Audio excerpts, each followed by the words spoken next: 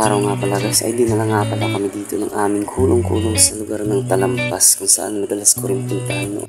At bago nga pala kami muna makapunta sa Talampas ay kumain nga pala muna. Hindi ko nga alam kung anong pangalan ng kainan nila kaya shoutout na nga lang. Ngayon nga ay dinarayo na rin dahil sa napakagandang view dito sa lugar na to. Ng mga taong mahilig mag-jogging, kumain at mag-camping dito. At sa mga oras nga na to ay hindi nga namin nakalain na napakarami na nga ng tao dito. At meron pa nga dito kami nakikita nagsusumba. At habang naglalakad nga pala kami dito ay meron nga din pala ditong namimitik. At eto nga siya. Napitikan nga pala kami nitong content creator din ata to o ano. Basta sila yung namimitik, silang lahat. Ayan, yan siya si kuya.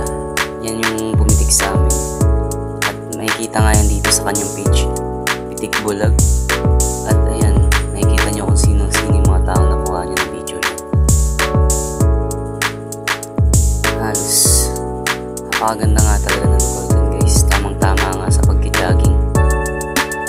Ano naman, at ayan na nga kami.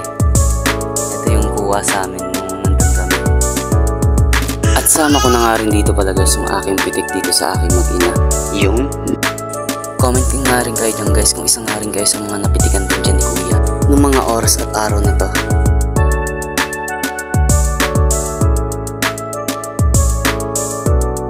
Halos wala nga pala din kayo dyan makikita masyado nagtitinda guys kasi di nga siguro maaga nakapag-prepare yung mga magtitinda sana dito kasi nga dahil sa napakaaga pa lang napakadami na rin ng tao.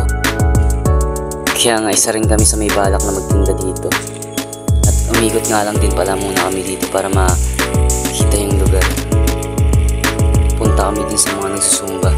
At isa nga din dyan sa napagkwentuhan namin ni Camille yung pagkakaroon ng mga isda kasi nga hindi na nga daw disaster yung lugar na to para dumami yung mga isda dito. Kaya maganda na rin dito mamingwit. At sa bandang kaliwa naman namin ay meron pa nga din dito nagtatanim ng palay sa panahon na to.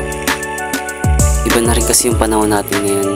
Hindi natin alam kung sa susunod na panahon ay ganito pa nga rin mahadadat na natin.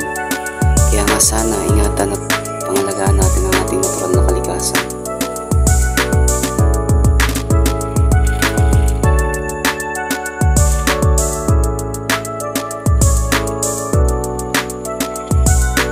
Kasi ang kagandahan lang naman sa buhay ay yun meron kang makitang tulad nitong lugar na pwede mong puntahan kasama ang iyong pamilya at barkada. Baby, kumakanta oh. Kumakanta ka lang? Hindi, ikaw.